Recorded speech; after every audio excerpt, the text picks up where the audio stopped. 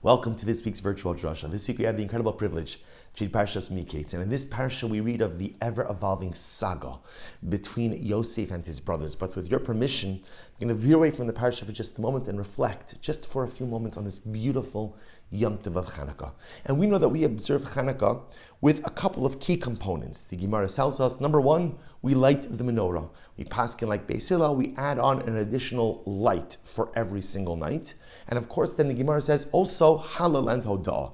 We recite the complete Halal, and in Modim, or after Modim, I should say, we insert Alanisim and Bimei Matisyo.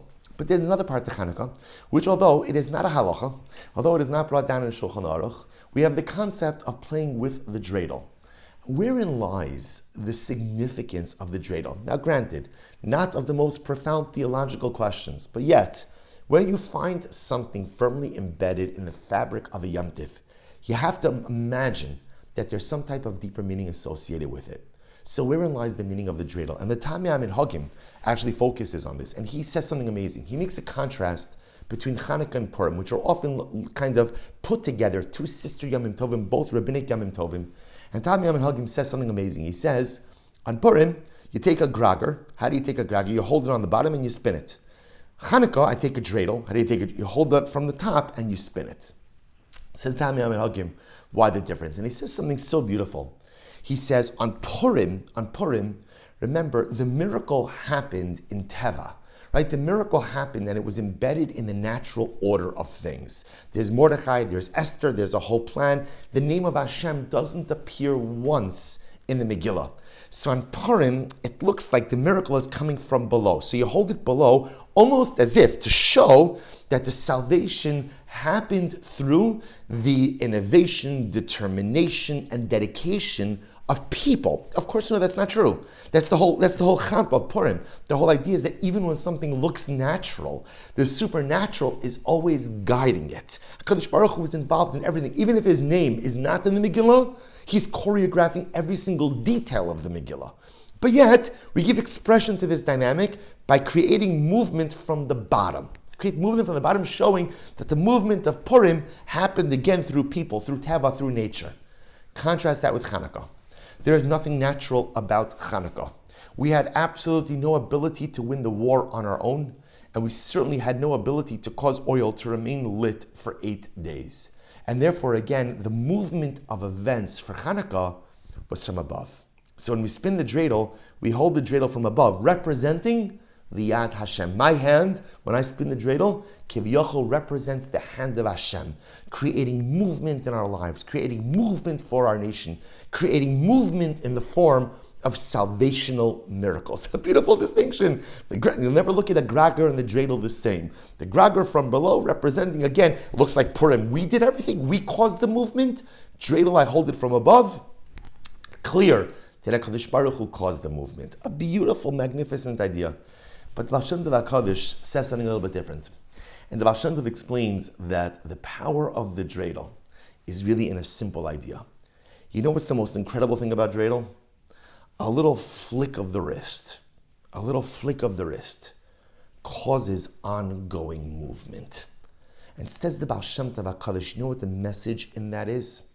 Sometimes we think that in order to get real traction in life, we have to do something dramatic. In order to really move myself forward, I have to turn myself over, turn the world over, do incredibly overwhelming, cathartic things. Baal Shem says, not true. Look at the dreidel. What happens to the dreidel? One little flick of the wrist, one little, it's not even a flick of the wrist, one little flick of the fingers, right? A little movement, sometimes barely even noticeable. And what happens? That dreidel keeps spinning and moving and moving and moving. And if you're especially adept, you can make that dreidel go here, go there, move all over the place. One little movement. You don't need to affect cathartic change in order to experience personalistic growth. But even a little bit of movement, even a little something, pushing myself a little bit more, advancing myself a little bit more, a little turn here, a little turn there, a little adjustment in this, a little bit more of this or a little bit less of this, one little bit could spark a process of dramatic, magnificent, and holy movement. That, says the Baal Shem Tov HaKadosh, is the entire message of the dreidel. One little movement, one little flick of the wrist could create or could pave the way for such dramatic continued movement. You don't have to engage in overwhelming, comprehensive life change in order to put yourself on the right path. You just have to start with something. A little something, a little movement is all you need. And in fact, this theme is seen in the parsha as well. We know the parsha begins with Yosef interpreting the dreams of Paro. And of course, again, we all know the story. Paro has the dreams about the stocks, about the cows. Again, years of famine. Yosef interprets it, catapulted to the position of the viceroy of Egypt. Incredible, incredible. What I want to draw your attention to is, remember, how did Paro know? How did Paro know that Yosef was an interpreter of dreams? Because remember again, his wine steward, right? His wine steward is Sarah Tabachim. In the beginning of the parasha, says to Paro, oh, by the way, he sees Paro's troubled by his dream, and he says, Paro, listen, when I was in jail, when I was incarcerated, I had a dream. There was this Hebrew servant who interpreted my dream. That's how Paro found out.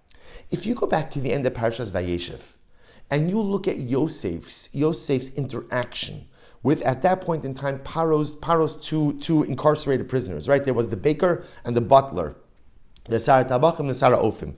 So the Torah says something absolutely amazing. The Torah tells us, this is the end of last week's parasha. The Torah tells us that each of them had their dreams. What happened? Vayavor Yosef ba'boker vayaro saminei zoafim. Perek Mem, chapter 40, Pasuk Vav, Pasuk 6, the end of last week's parasha. Yosef comes in the morning and he sees the butler and the baker, and he sees that they're troubled. They're troubled. Vayishal esirisei paro asher itoba mishra beis Adonai lemor. Yosef goes over to them and he says to them, Madua penechem ro'im hayom. Why are you upset? Why are you upset? He said, why are you upset? And they go on and they tell him, we dreamt the dream, we don't know what it means, it's very distressing. And Yosef goes on to interpret their dream. So dear friends, listen to the following. Yosef saw that these two people were distressed. He saw that they were upset. He didn't know about what, but about something. You know, sometimes in life you see someone is having a bad day, and let's be honest, sometimes you know like the right thing to do is to ask them how they're doing, but I don't want to get into it now. I just don't want to get into it. So either I pretend like I don't see, or I just make some superficial conversation without getting too much in depth, but I just, avoidance. Yosef is in jail. Yosef had every single right to mind his own business. If you're Yosef, you can say to yourself, I've got enough going on in my life. My brothers sold me, stripped me of everything. My mother died. My father, I don't even know what's up because why did he send me? Was this plan? I have no idea. So if you're Yosef, you've got just a couple of issues going on. You're in the dungeon, you're experiencing fall after fall after fall. So sad that the butler and the baker look a bit distressed. You know what? I would venture to say most people in jail probably look a bit distressed. So if you're Yosef, you have every single right to kind of just say, not my problem, and let's move on. But instead, what does Yosef do? He goes over to them. Madua penechem ro'im hayom. He asked them a simple question. What's wrong? That simple question led to their dreams, led to the interpretations, led to the restoration of the Sarah Tabachim to his post, led him to speak to Paro. Paro has a dream, ultimately leads Paro back to Yosef. Yosef made the viceroy, the family reunited, Yaakov's family saved from regional famine. All because of one little movement. All because of one little turn. Yosef chose to go right. You know, you can imagine, right? The butler and the baker are sitting on the right, so he could turn right, say, hey guys, what's wrong? Or you know what? You could just keep walking left. Just turn away. And life becomes so much easier. But Yosef made the decision, so to speak, to be the Dreidel. He made the decision, one little turn. Guys, what's wrong? What's wrong? And one little turn, one little movement fundamentally changed the course of his life and the life of Klal Yisrael to this very day. One little move fundamentally changed the trajectory of Yosef's life. That was a dreidel moment. And life is filled with these dreidel moments. A little bit of movement goes so far.